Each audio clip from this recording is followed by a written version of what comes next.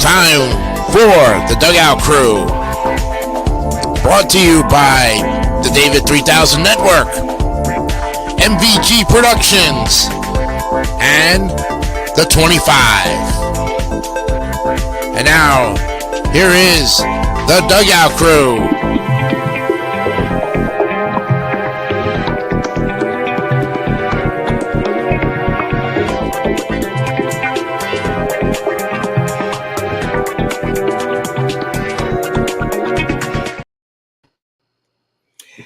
And play ball and batter up. Welcome to yet another episode of the Dugout Crew podcast.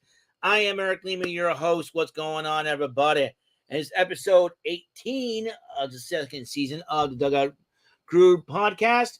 How's it going? I hope you guys are having a wonderful, lovely afternoon. August the 1st, 2024, 3:01 p.m. Take me out to the ball game. That's right. And that's what we're doing.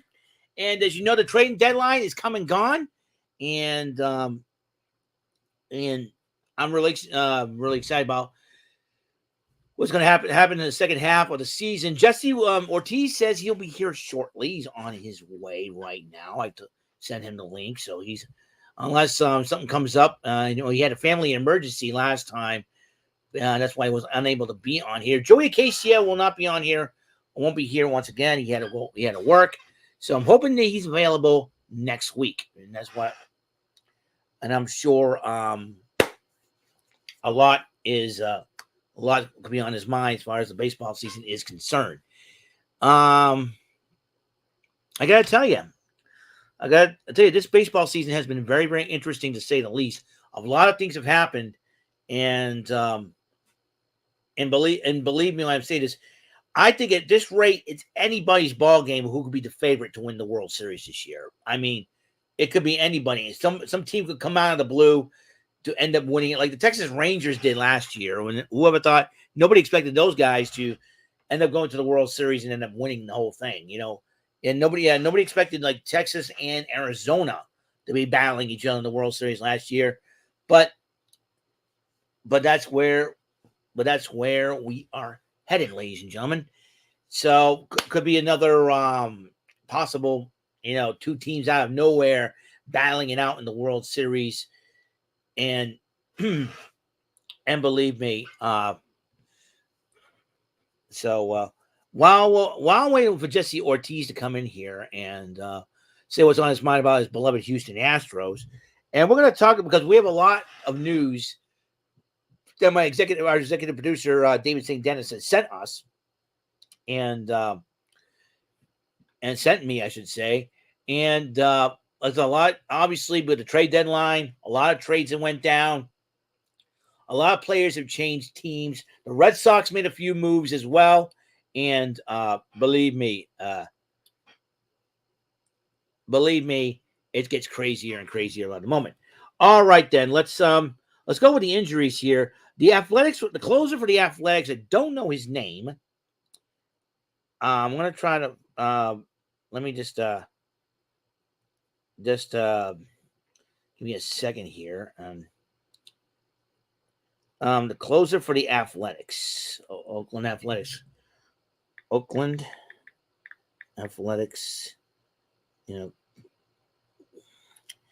roster. And we're going to try because David did not write down the closer role. And Mason Miller. Let me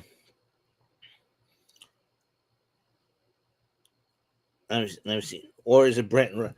I believe Mason Miller. Give me a second here. Important info. Going back to it. Okay. Open it up. It takes a while, folks, but you know what? We have an hour to do this. The closer for the Athletics fractured his left pinky finger after punching a table after his last save. Mason Miller's got to calm it down, punching tables. Everybody's going to start punching things. I can understand if people are frustrated, but you punch something. I remember Kevin Brown punched something for the Dodgers. He got hurt for a long time. So there's that. Christian Yelich intends to rest and rehab his back rather than undergo surgery that would have ended his season. Off-season surgery is a strong possibility, source says. Kind of tough to say. I know he wants to help the Brewers trying to make the playoffs. And Christian Yelich is one, I think, a franchise player for the Brewers. And believe me, I think, I got to respect his heart. But if that's the case, maybe that's possibly what a chance the Brewers could end up. Because if Christian Yelich goes down for the rest of the season, that's going to hurt the Brewers' chances of making the playoffs. So there's that. Tigers' Riley Green placed on the 10-day IL with a right hamstring strain. Mets pitcher Kodai Senga on the 15-day DL after his season debut, injuring his calf, running to first base, and has a high-grade strain and may be out for the season. That's going to hurt the Mets a little bit, and I think he was one of their best pitchers. Phillies placed Ranger Suarez on the 15-day IL with lower back tightness. Braves put Reynaldo Lopez on the IL with a forearm tightness. He's day-to-day.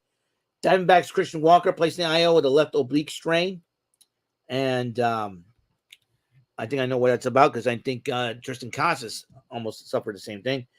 Perry Manasian said that Mike Trout had a setback on his rehab sign. Also says we'll see if he can come back this season after declining what the setback was. Looks like it's something that we don't know. And that, like I said, the Angels have been hitting pretty hard. You lose Shohei Ohtani in the offseason via free agency, and then you lose Mike Trout. Sad. And then Cardinals Lance Lynn placed on the 15-day IL with right knee inflammation. Folks, it's going to be a long season for the teams with those injuries. Here's some accomplishments. Padres' Dylan Cease has thrown a no-hitter. And that means it seems like this is like the fifth no-hitter that Padres announcer, former Red Sox announcer, Don Orsillo has called. He's called, I think it's the sixth no-hitter. He's called Derek Lowe. He's called Derek Lowe, Hideo Nomo, Clay Buchholz, John Lester, and now Dylan Cease. So that's a huge deal. Phillies pitcher Tyler Phillips throws a complete game shutout for the team he grew up rooting for versus Cleveland. Wow. So he's a big Phillies fan. And Seattle's Xavier Woods hits for the cycle. That, Xavier Woods. Xavier Edwards. Xavier Woods. Good Lord. Hey, Godfather. Xavier Woods. Oh, my. You think the name Xavier, you think Xavier Woods. Goodness sakes. Xavier Edwards, excuse me. Oh, my goodness. Goodness gracious. Great googly moogly. Xavier Woods. Somebody hand me a Snickers. Good Lord. Anyways, moving on. 2000. Yeah, write that one down. Yeah, Xavier Edwards, not Xavier Woods. Yeah, man. I can see Xavier Woods look at this podcast. Hey, since when did I play for the Seattle Mariners? I don't play baseball. I wrestle. Yeah. So, 2,000 hits for Cardinals Paul Goldschmidt. 1,000 RBIs for Manny Machado. Giants Blake Snell's 15 strikeouts is the most by any pitcher this season. I believe a lot of these players are going to be sought after in the offseason. Ellie De La Cruz from the Cincinnati Reds. This kid is if he keeps something like this up, he may end up breaking Ricky Henderson's record. He may steal 2,000 career bases, for goodness sakes. Stolen 4 bases in a game for the second time this year. Man, I'll tell you one thing. Either the catchers are weak with their cannon arms or the fact that he's too fast on the base paths. Jackson Holliday of the Baltimore Orioles, son of Matt Holliday, for those of you who aren't keeping score, for his first career home run, a grand slam. And he's probably going to be one of the key young players that will help the Orioles stay atop the AL East. Bobby Witt Jr. of the Royals finished July with 44 hits and a .489 batting average. Bobby Witt Jr., he's another guy you need to look out for. I mean, another second-generation Major League player, and believe me, kids got talent. The last Major League player with at least that many hits and that high of a batting average in a calendar month was Lou Gehrig back in June 1930 for the Yankees. 55 hits, 495 average. Month of July. You're talking about, month of July. What a year. Well, what a month. And Padres win a season. Padres win a season series versus the Dodgers since 2010. That will give the Padres some confidence to see if they can overtake the Dodgers, who are dominating the West right now. All right, now transactions, call-up updates. As you know, a lot of trades have been happening. About almost 20 some odd trades. Almost about 20 some odd trades here. And all right. The Marlins trade AJ Puck to the Diamondbacks. And the Rays traded Randy Rosarena to the Seattle Mariners. So Rosarena has a huge chance to really help make an impact for the Seattle Mariners. And the Red Sox got an old friend back, James Paxton from the Dodgers. Welcome back, James Paxton. And Austin Hayes for the Orioles got traded away to the Phillies for Sir Anthony Dominguez. Orioles, they got Zach Eflin from the Rays, and Seattle traded Yumi Garcia to the Blue Jays for Jonathan Klaas. And Mets acquired Ryan Stanek for Ryland Thomas, and the Cubs acquire Peterson from the Blue Jays. Randy. Yeah, I'm sure Brandon. Listen, on the Seattle Mariners, the Red Sox took 2 or 3 against them. Godfather. So we took 2 or 3 against them. So Peterson from the Blue Jays. The Yankees got Jazz Chisholm Jr. from the Marlins for 3 top prospects. Jazz Chisholm Jr. to the Yankees is a big deal because this kid is very, very good. And I'll tell you one thing: you add that little speed to the power that the Yankees have in that lineup, and the kid can hit for power too. I think he's going to benefit for the Yankees are going to benefit from him. And the Blue Jays got traded Danny Jansen from the Red Sox. Here's the fun part about that situation: there will be a game August 26th. They will have a suspended game reinstated. All right, a suspended game. I forget when that game was suspended, but at the time, Danny Jansen was playing for the Blue Jays. Now, should Alex Cora decide to start Danny Jansen in the resumed game, Danny Jansen could end up being the first major league player to play for both teams, play for 2 teams in one game. Think about that. A little crazy. Now, knowing David and his grammar over here, this is going to be tough for me to get it. Phillies got Carlos Estevez from the Angels, Los Angeles. Here we go. The Angels. Mets trade Jesse Winker from the Mets.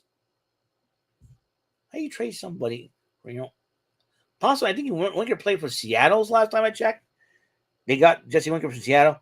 The Padres got Jason Adam from the Rays. The Marlins are putting Josh Bell on waivers. This ought to be interesting. Josh Bell's supposed to be a pretty good hitter. Maybe Cleveland will want him back. Never know. The Cubs got Isaac Paredes from the Rays, and the Red Sox decided to put Reese McGuire, designated him for assignment. After acquiring Danny Jansen, I think Reese McGuire's hot-headed attitude toward in that Rockies, probably the Red Sox were pretty concerned about that. The Rangers got Michael Lorenzen from the Rangers, and the Rangers revive Walter Pennington. Okay.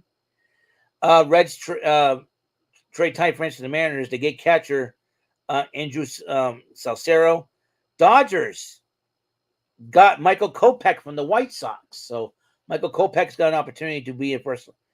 And then the Cardinals got Tommy Pham from the White Sox.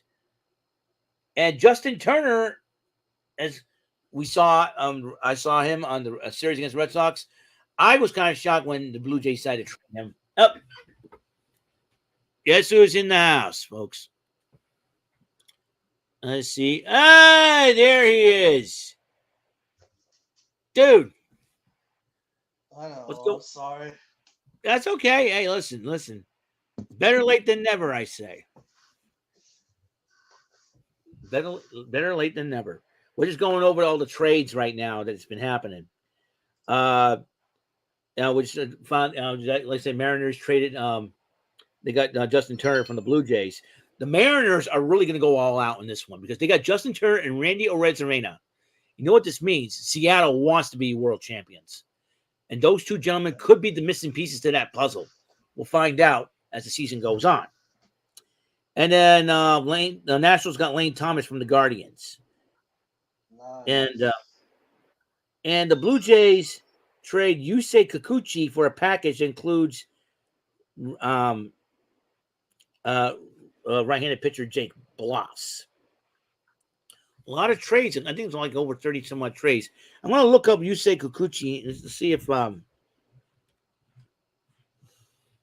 let's see where he went. David did not write that down. Oh, Houston. Looks like you guys got yourselves a Japanese pitcher. Well, we need pitchers. Yeah. Hopefully Kikuchi can help you guys out. Healthy. Yeah, I'm kind of hoping. All right, the Dodgers have Ahmed Rosario from the Rays, and the Reds traded Frankie Montas to the Brewers, and Jorge Solar is back to the Braves from the Giants. Meanwhile, the Yankees have signed Brett Phillips as a pitcher. That's interesting. Josh Bell traded from he was traded. The Diamondbacks picked up Josh Bell from the Marlins, and they got the Guardians got Alex Cobb from the Giants. They got Royals got Paul DeJong from the White Sox. Andrew Chafin was traded from the Tigers to the Rangers. Paul Blackburn traded from Oakland to the Mets. Tanner Scott, the Marlins traded him to the Padres. Brian De La Cruz for John Sakshim. And Blue Jays trade Isaiah Kiner Falefa to the Pirates. And I'll tell you, White Sox trade Eloy Jimenez to the Orioles. That's going to help. From a last place team to a first place team. Telling you, Jesse, I think a lot of players have opportunity. And Padres got Martin Perez from the Pirates in a trade. The Blue Jays. Now, Kevin Kiermaier says he's going to retire after the season. But he's going to the Dodgers. Wow. He's going to the Dodgers, which this is a huge opportunity for him to play for a first-place team. Cardinals got Cardinals trade Dylan Carlson to the Rays for Sean Armstrong. And Red Sox picked up Luis Garcia from the Angels. And let's see what we got here. Nationals, Dylan Floro. He went to the Diamondbacks to a trade. And the Orioles promoted Jackson Holliday from AAA. And the Astros designated for assignment Rafael Montero. That I think with all the trades the Astros made. Yusei Kikuchi is the first Japanese pitcher for the Astros. Only 3 teams don't have a Japanese pitcher. The Cardinals, the Phillies, and the Reds. Surprisingly, that's a rarity. The Yankees decided to back out acquiring Jack Flaherty due to medical concerns. The White Sox have lost 14 games for the second time in history. Now lost 17 games in a row. And the Dodgers, Clayton Kershaw has left a game without a strikeout for the first time in his career. That's a rarity. So I'll tell you what. I'll tell you what. That's going to be a heck of a deal. So what do you think about this trade deadline? Wow, they made a lot of moves this year. Yeah, I think a lot of teams are very desperate. To me, this is why I look at it. This is an open field right now. There's no clear-cut favorite. Even though you can look at the Dodgers, you can look at the Orioles, the Dodgers, the Yankees. You can look at, any divisional leaders. To me, there's no clear-cut favorite of anybody winning the World Series this year. Yeah, We could end up, everything was out of whack this season. Yeah, everything's been out of whack. So here's the deal, with injuries and trades and whatnot. This is big, because the fact of the matter is, we saw the Rangers and the Diamondbacks. They came out of nowhere to go to the World Series, and the Rangers end up winning it. So we might see another scenario where two teams we don't expect to go to the World Series end up going, and one of those teams could end up winning it.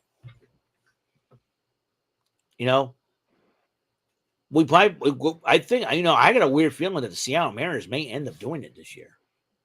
They're in a power struggle right now in the American League West with the Astros. Yeah. Oh, yeah. The Astros have been coming on strong. Now, let's talk about your Astros. Let's see what they're up to. They're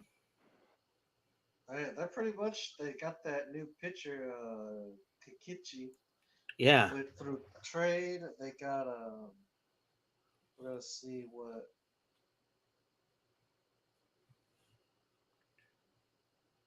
Let's see here. Let's see their injury updates, because if I'm not mistaken, Verlander may be out.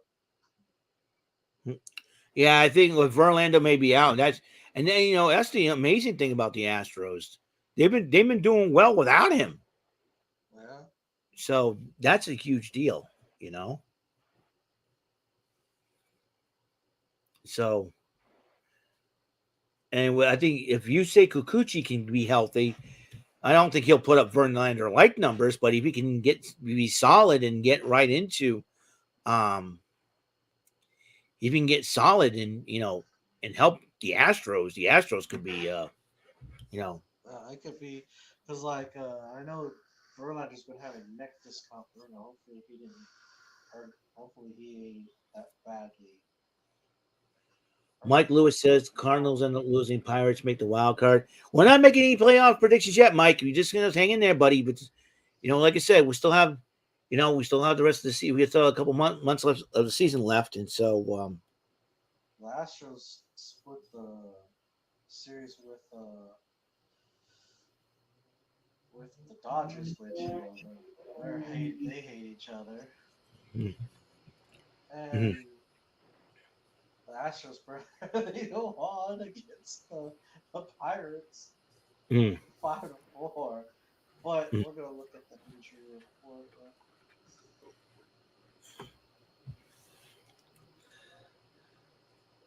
It's insane how much the pitch clock has, I think, caused these injuries.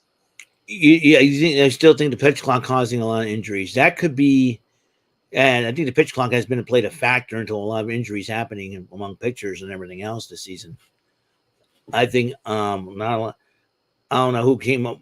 I mean, Mark Manfred better be realizing, but that the pitch clock was a bad idea. I mean, I can understand they want to keep the games going, all that. I think umpires getting a little grumpy and all that, and but if you make the pitchers pitch really fast, they can wear their arms out real quick, and there's like a lot. They don't realize that there's a lot more than just there is an adverse effect to something as good as the pitch clock. Yeah, I'm sorry. It's caused two of our starting pitchers, Jose Urquidy, Tommy John surgery, and Christian Javier is having to go Tommy John surgery. So they're pretty much, so we're out of. And Lance McCullers is yet to come back. Cal Tucker's on a 60-day, and so is Luis Garcia, Verlander too. So it's been crazy how the Astros have surged to the top. Yeah, that's amazing. Yeah, I think Seattle made those desperate trades to get Randy Arozarena and Justin Turner. That could turn the tide for them in the offensive lineup. John Singleton has been good for the Astros. I mean, woo, that guy That guy has turned things around since he's come back. Mhm. Well, kind of glad the Astros are doing pretty good. I My Red was Sox, shocked. I thought we were done. yeah, you thought we're doing. I'll tell you one thing right now. I mean, Houston, they don't. Some of these teams are not going to give up. Like I said again, this is I think Houston's trying to prove that they're not a fluke team. I mean, ever since the cheating allegations that affected like AJ Hinch and Alex Cora, Oh yeah. and See I where think he is now, AJ Hints. yeah, I think he's with Detroit, I believe, and he's managing Detroit Tigers, I think. But Alex Cora, obviously, fans loved him, the players love him, and so we're talking about a 3-year extension for the Red Sox. I think it's pretty good. So so we got that to deal with. So that's it for your Astros there, Jess? That's pretty much it. Uh, yeah, How they're winning without Kyle Tucker. It's crazy. He's a integral part of that lineup. yeah, I think that's a huge deal too. Kyle Tucker, he's pretty good. The Red Sox. Well, let's talk about what happened. You're talking about this last time we after the Dugout Crew podcast. Red Sox played against the Yankees. This is from last week after our episode. Red Sox ended up losing 2 or 3 to the Yankees at Fenway. Red Sox won 9-7 this past Friday. Saturday 11-8. They got rocked in the 8-2 on Sunday, and then the Red Sox beat the Mariners 14-7. And then the Mariners decided to get 10 runs back on them in Tuesday's game, 10-6. And the Red Sox won on a walk-off yesterday against the Seattle Mariners, 3-2 in the 10th inning. Rafael Devers had a wall ball double, scoring Tyler O'Neill, who's been on a freaking tear.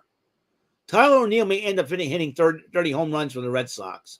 And if I were Boston, off-season, extend the man's contract. I'm telling you, we need someone like Tyler O'Neill. And so for the road, for the homestand, for the 6-game homestand, we're 3-3, not bad. But then we have the Red Sox obviously have today off this weekend, which is the weekend of the Portuguese feast in my hometown.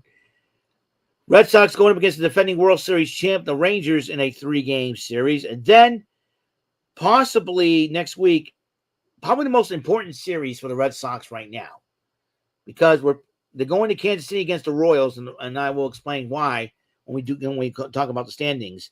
And then your Astros next weekend will be coming in to Fenway Park. Beantown. Beantown. You're going to head to Beantown. And so, Texas teams are going to be, we're going to have a shootout in Texas against the Rangers, and then we get shootout against 2 Texas teams in another 6-game homestand. So the defending World Series champs as well will be coming into Fenway next week. Red Sox got the Orioles in a 4-game series. That could be very important. And then we're heading to Houston for a 3-game series there. And then the Diamondbacks, the defending National League champs, heading towards the end of August, will be facing the Red Sox at Fenway Park, which is pretty good. And let's check out the standings for the for the American League and the National League. American League goes like East of the American League, the Orioles, 65-44, half game ahead of the Yankees at 65-45. Red Sox 57-50, 7 games out. Rays 55-53, 9.5 out. The Blue Jays in last place, 50-59, 15 out. Central, the Guardians at 65-42, 6 games ahead of the Twins, who are 59-48. The Royals also at 60-49, 6 games out. The Tigers 52-57, 14 out. And the White Sox 27-84, 40 out. Well, we know who's not making the playoffs this year. Yeah, not the Sox. Not the White Sox. Not the White Sox. Red Sox. The Astros, oh, I look at this, and this is going to be a shootout in the American League West.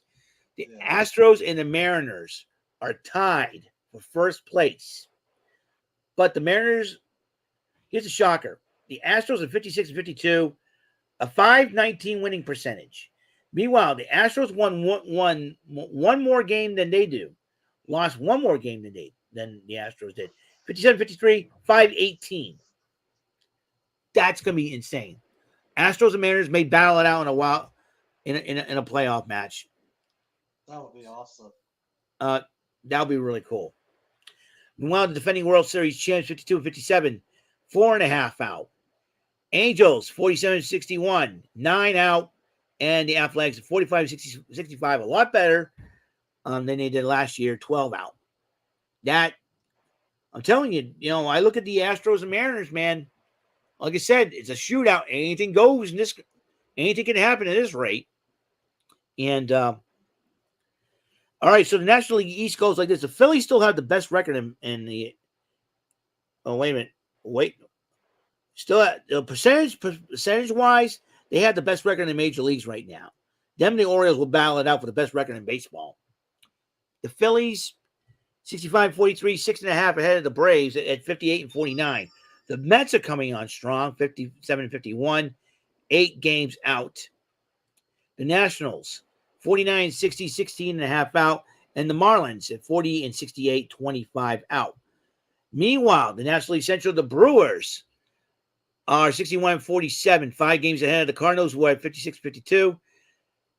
The Pirates at 55-53, 6 games out. The Reds at 52 and 56, 9 games out. And the last place Cubs, 52 and 58, 10 games out. National League West, as you know, the Dodgers. First place, 63 and 46 by 4.5 out against over the Padres at 59 and 51. Arizona's in third place at 58 and 51, 5 games out. The Giants, 54 and 56, 9.5 out. And the Rockies, 39 and 70 with 24 out. So the White Sox still got the worst record in the major leagues. Right now, I believe the Orioles and the Phillies could end up battling for the best record in baseball right now. So that is going to be a huge deal. Let me just check the wild card standings. Let's go to the wild card standings at this rate. Right now, we got the Guardians. Oh, the Guardians. Oh, that's right. The Guardians could be battling for right there. Guardians, Orioles, Yankees, and Phillies are battling for the best record in Major League Baseball. Each of them have 65 wins, for goodness sakes. Meanwhile, so the 3 wild card spots go to the Yankees so far, the Twins, and the Kansas City. Boston's 2 games out of there. That's why I believe the Boston-Kansas City series is going to be mega important. Yes, it is. So, because if the playoffs start right now, the Red Sox will be out. So, Seattle are 3.5 out as a result of the Red Sox knocking them down 2 out of 3 games. And as you know, so meanwhile, we got now the wild card in the National League, the Braves, the Padres, and the Diamondbacks got the 3 wild cards. If the playoffs start right now, those are the 3 teams that will be in. The Mets, though, however, are half game out of a wild card playoff spot.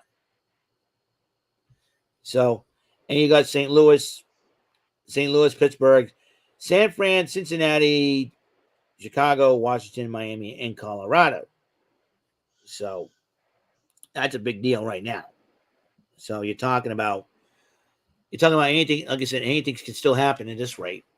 You know what I mean? It's amazing. It's amazing how our teams, are surging back, and the Red Sox are not going to give up. I know that. I mean, with the trades that they made, hopefully, they're not big names, but sometimes the smallest of names could end up being the biggest names ever. I realize that, like so. Let's look for example, the New England Patriots. Like, we have some decent name players on the team that know how to play the game. Who would have thought that Tom Brady a virtual unknown comes out of nowhere and becomes one of the best quarterbacks, you know. And remember, I remember, the Red Sox, when they acquired David Ortiz, I thought a young kid, at that time. And all of a sudden he starts hitting for power and he starts hitting clutch home runs. And before you know it, boom.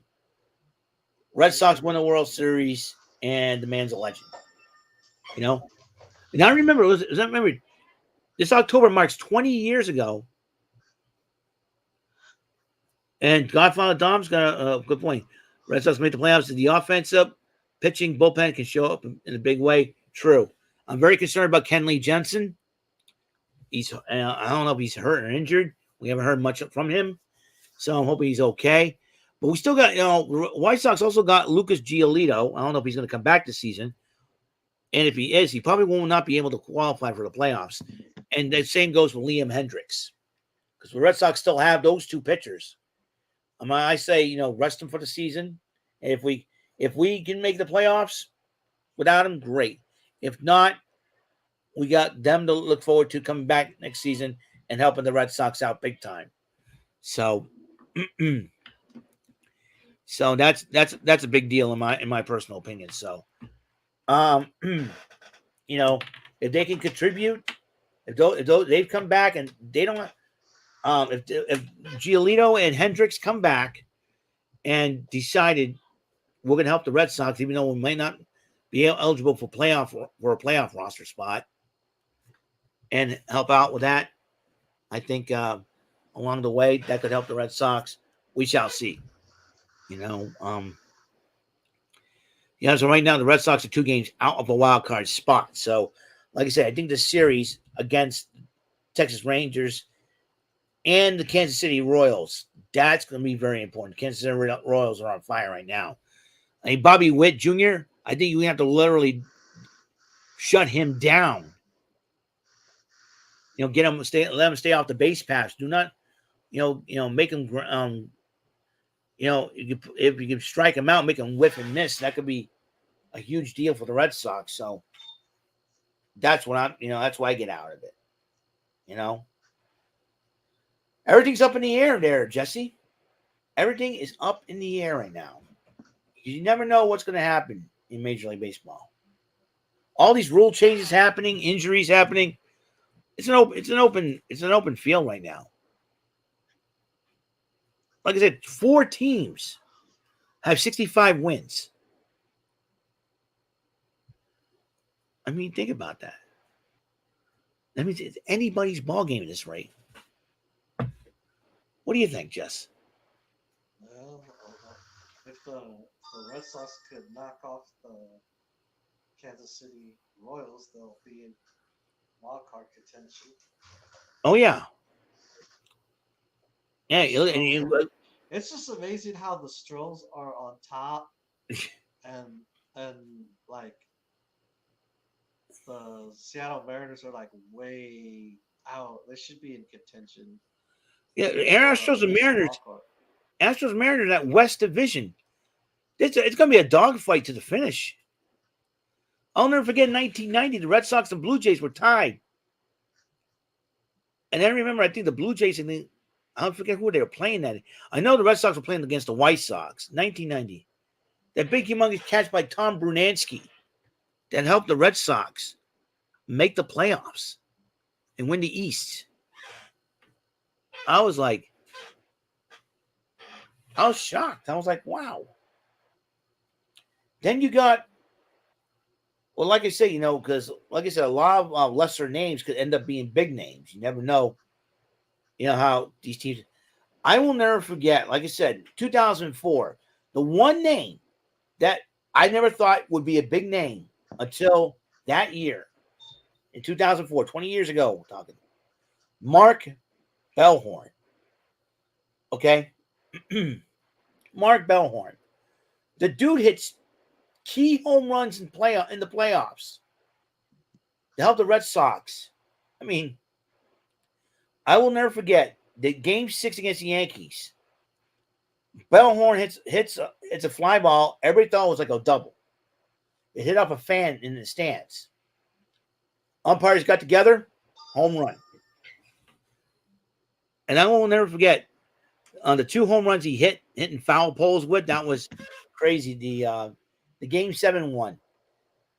I'll never forget when Mark Bellhorn hit it and hit that right field foul pole for a home run.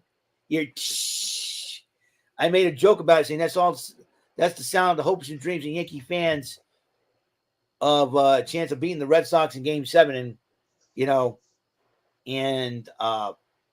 end up going to the World Series, but the Red Sox did in a big way. And then game 1 of the World Series hits the pesky pole, boom, home run. Everybody went nuts. Mark Bellhorn. That's one guy I did not expect to help the Red Sox break the curse. We had Sox had Manny Ramirez. We had David Ortiz doing their thing in the playoffs. The pitching was phenomenal. Pedro, Schilling, Lowe, Derek Lowe, who made history that year in the playoffs. First one to win the clinching games of the Divisional Series, Championship Series, and World Series. A lot of things have happened, man. And ever since then, the Red Sox fortunes have changed for the better. I know right now the Red Sox are in a struggle, but they're coming on. They're trying to come on strong. They're trying to do what they can. Hopefully, with the new players they have, hopefully that works out. We shall see. Like I said, we still got Lucas Giolito. I think he's out for the season. I think he'll come back next season. We still got Liam Hendricks. I think if those two, I think it all depends on what happens in the offseason and how the Red Sox are going to approach it. If they don't make the playoffs, they'll do some wheeling and dealing in the offseason. So,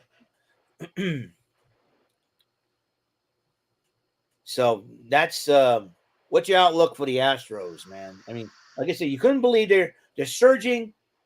Seattle and Houston. I mean, what's the deal? Big dogfight, Yeah. Now that those acquisitions that and they're doing it without Justin freaking Verlander. What does that tell you? One person don't make a team, and I'm going to tell you something. They're really stepping it up. The Patriots had this when someone got injured, they had this next man up mentality, and it has worked for a lot of sports teams out there. That has worked. I mean, back here in New England, we've been spoiled for the past 25 years, basically. Well, actually, not 25 years. Let's go less than that. 22, 23 years. New England's been spoiled. We saw our teams win championships all around. Now, pandemic hits, boom. Or New England sports beans on a dry spell. Tom Brady took his playoff magic to Tampa Bay, and then New England couldn't enjoy a championship until a couple of months ago. It's a couple of months ago now. Celtics win a championship. So, like I say, Major League Baseball is a whole different color, a whole different horse because you got 162 games to play. You got these new rules, this pitch clock, and everything else.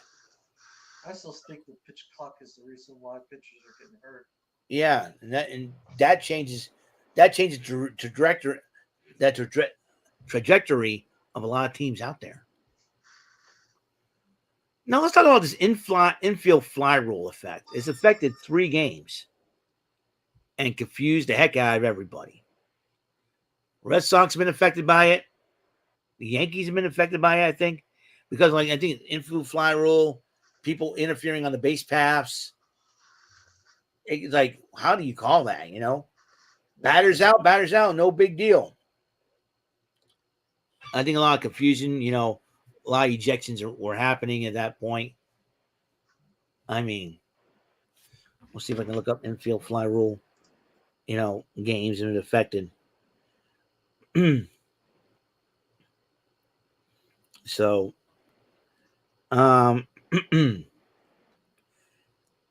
boy.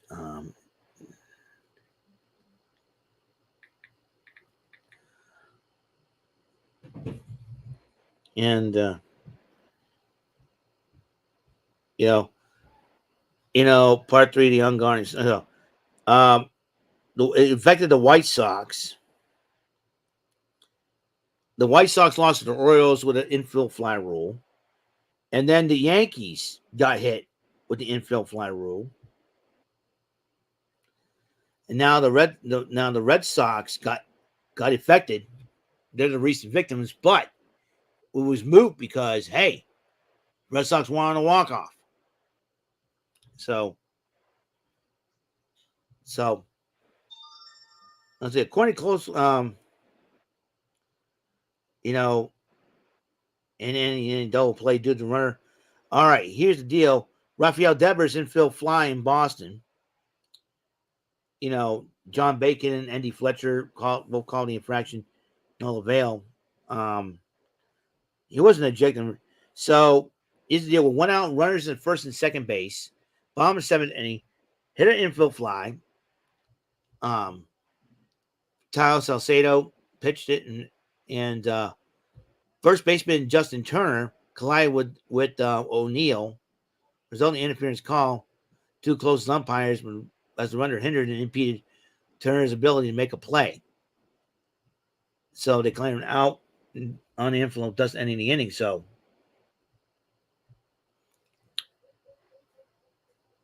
it was because of the collision. I think the problem is the collisions. You don't want to impede and you don't want to interfere, but you have to get back to first base. It's really difficult when you just go around them. Then and then you talk about back in May. Baltimore Orioles, Benintendi got him in the pop up, but Benintendi was out before the ball landed in shortstop Gunnar Henderson's glove, and Andrew Vaughn was called out for interference. So Andrew Vaughn for the White Sox was called out. Then let's see, we got the Yankees. The Yankees were affected against the Angels. Giancarlo Stanton popped up. Chaos ensued. Juan Soto got called out for interference. Hell. I mean, they gotta check that out because you don't want to collide with the fielder. I would go around the field, but if you try to go around the field, you're going out of the base path. So, what do you do? We've seen collisions in Logic. sports I think there's a lot of logic going in this thing. Lack of logic, I think. Helmet collisions happen. I think lack of logic because if you try to go around the fielder and not interfere in the call, you're gonna be out of the base paths. You're gonna be out, so you're trapped. What do you do? Oh, it's the 4th time this happened. Texas Rangers, the defending champs. So this is 4 times it happened. I mean, the rules in baseball are really drove everybody crazy at this point.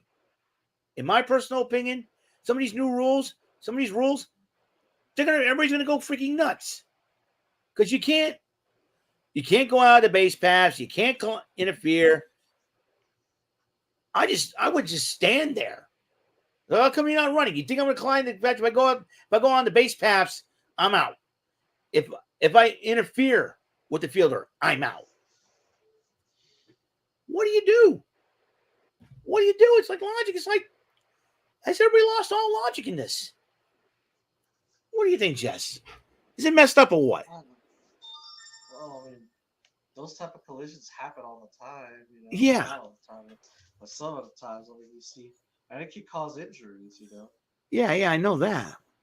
But what do you? That happened in football where there's a helmet-to-helmet collisions and players are knocked. I'm talking about the infield fly rule and base pass. You got sometimes You go out of the base pass. We this infield fly roll. You can't interfere. You can't go out of the base pass.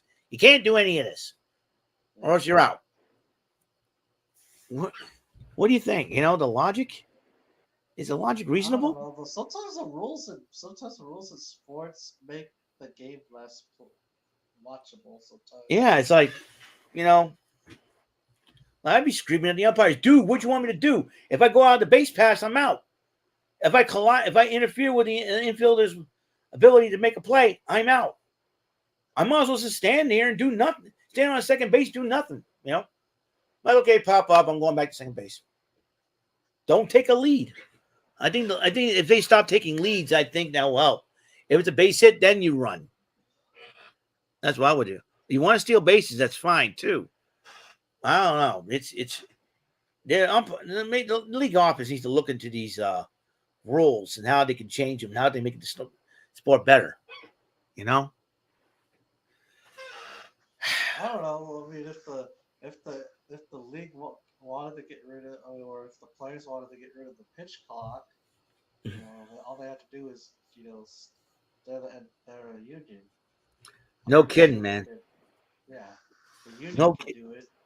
No kidding. They're like, because that's funny because as of May 2004, Major League Baseball has rejected the idea the pitch clock is causing pitcher injuries. However, some fans have blamed the pitch clock for many starting pitchers' injuries.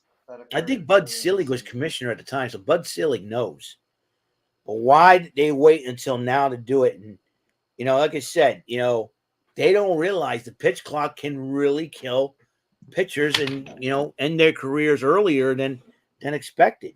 Yeah, because a bunch of boneheaded pitchers people are throwing harder than their bodies can handle, putting too much torque on their elbows. Yeah, making them work. Resting for a few seconds before throwing doesn't allow pitchers' elbows to heal from the previous pitch. Yeah, pitchers. Pretty much. Some of the rules, sometimes I think there's so many people that probably don't know the sport of baseball. It's like they're lacking more logic than ever before. It's like, I feel like LeBron James, like, what are you doing? The play-in tournament is stupid. I think the play-in tournament is stupid. You're basically giving mediocre teams a reason to stay mediocre. Yeah. The collar, what is it? The horse collar. I agree with because that's what caused Terrell Owens to get his leg broken during that game against the Cowboys in 2004. Oh yeah, Terrell Owens, man. And I think Terrell Owens would have made a difference in that play in the Super Bowl. Yeah, it's like unbelievable. I say it's unbelievable the way some of the rules, some of these people that make it's like, where's the logic? Where's the logic? A lot of people have lost a lot of logic, man. Let me tell you. It's like you want to go. Aren't they taking away hit tackles or something? Drop hit tackles from the NFL? Just like in baseball, man. Just like in baseball. Like I say, what's interference, what's not interference. I mean, you're putting a pitch clock. What is this, NBA? Yeah. I get it, the shot clock, shot clock. We get a pitch clock now. A shot clock now. I think the pitch clock is stupid because the game is meant to be played. You can't just rush. Like if you throw a pitch and all of a sudden your arm gets hurt, umpire. I don't think you're trying to pitch and your arm's getting up, and umpire's trying to count and give you a ball and give him a ball. I say, I'm timeout. I'm freaking hurt, you dumb umpire.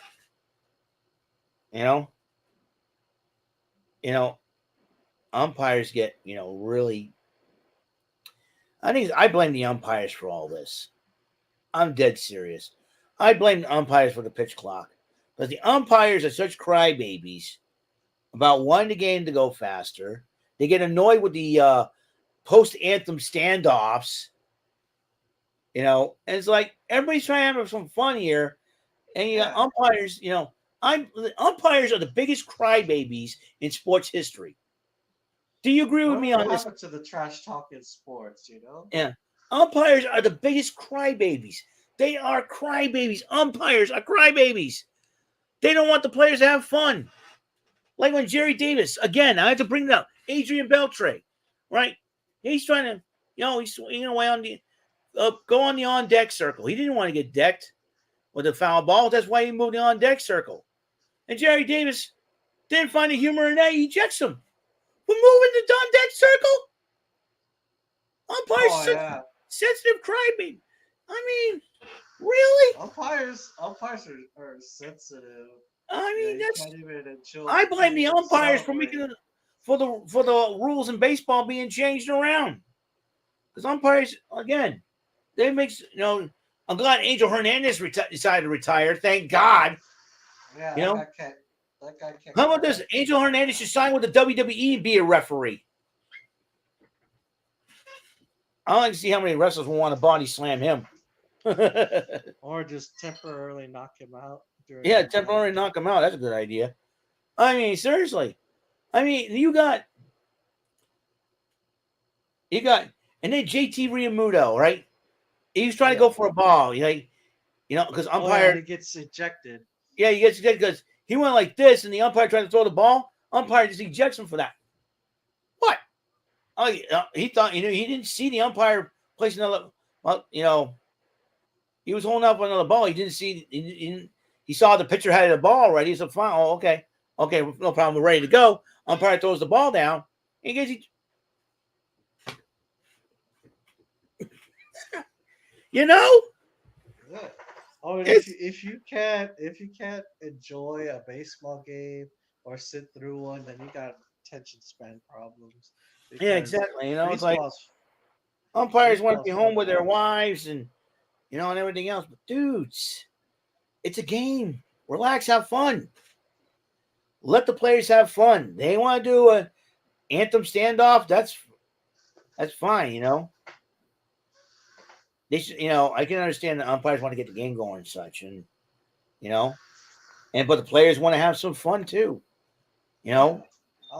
What's wrong with Joe and trash talk? Yeah, no, just trash talk, just goofing off in the dugout and just pulling pranks like the hot foot and all this good stuff. Yeah, and same thing was going on. The same thing was happening during training camp. The Oakland Raiders, got a puppet of Kermit the Frog and made it look like Patrick Mahomes, and they're trash talking. Yeah, have a little fun. Well, they better back that up because Patrick Mahomes is going to come in. Yeah, and yeah, like I said, there was not be another player like Adrian Beltre because he loves having fun playing the game.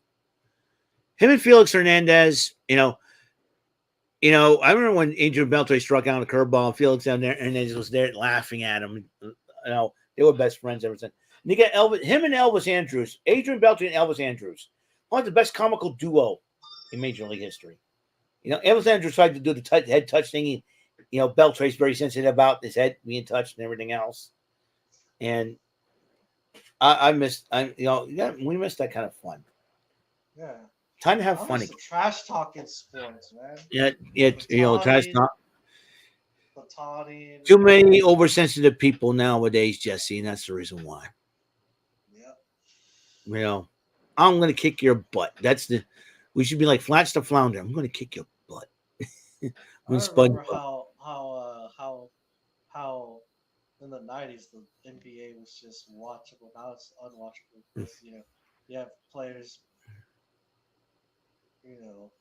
all kumbaya and shit. I was like, what happened to the trash talk?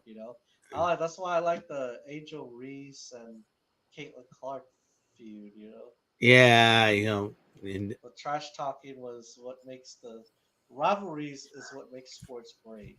Yeah, and like I said, Red Sox, Yankees, Celtics, Lakers, best ones, but we do have during the 2000s. Yeah, so that's it though. that's it. We're done here. You know, Yeah. we're done here. So I want to thank everybody for tuning in. I want to thank Mike Lewis and Godfather Dom, aka Dominic Williams, for coming in on the live chat to comment. I want to thank Jesse Ortiz for being here today. Nice shirt, by the way. Love the shirt. Thanks. And Still kind of upset. Still kind of upset that the Power Rangers are ending, but that's another. yeah, it's ended, and then all of a sudden you see a lot. When you talk to me about what happened yesterday, last night, I was like kind of disappointed because that's not how you respect your elders, man. No way. Over a parking spot. Basically, the dude Parking was spot, parked in a. please. Yeah. And he shoves him. Unbelievable. I But, mean, like, I know that's typical, but typical people they fight over a parking space, but gotta be careful. If you're a celebrity, freaking be careful, man. yeah, like how dare he park into a handicapped spot when that guy was more needing than he was? It's like Yeah. he's not even handicapped, and then the fact that that he's getting off with only misdemeanor battery. He's lucky. He's lucky it didn't get worse. The guy, Oh, they did finally get. I don't know if that he's still. I don't know if he's turned himself in, but he should. Yeah. It'll make things look less I'll worse talk. for him. I'll talk about that as my topic for rant and rave because I think Andrew Hockey needs to hear this. Yeah. But Because well, Power Rangers, like the Karen Ashley thing, and it's just like if you need, if you could check out Henry Resilient, he does Power Ranger streams, and some of the stuff he shows you, eh, or his clips channel, like you got like there's a lot. The Power Rangers fandom is pretty cool. Like I love hearing the stories, hmm. and But the drama. And yeah, yeah, I need a drama start. Has been behind the scenes has been ramped up a little bit ever since Jason David Frank passed away, and yeah, it's because if he was I, there, I mean, everybody's saying that ever since he passed away, the Power Rangers brand is basically dead yeah, because he was basically, I the think reason. He was the reason that Power yeah, Rangers he was the reason because there's no other person going to be like him. So, yeah. anyways, we got to end this. So, I want to thank everybody for tuning in, and I want, like I said again, thank Jesse Ortiz, aka Jesse Havoc, the bandwagoner, for coming in and commenting about his Astros. And hopefully, all your teams out there, folks, do very well. Hopefully, the Astros do well. Right now, they're doing well, tied for first place with Seattle. Red Sox hanging in there in third place in the AL East. So I'm trying to contend for a wild card spot. We shall see what happens the rest of the season. We'll see you all next week. And until then, hope you hit a home run in life. See ya. Goodbye.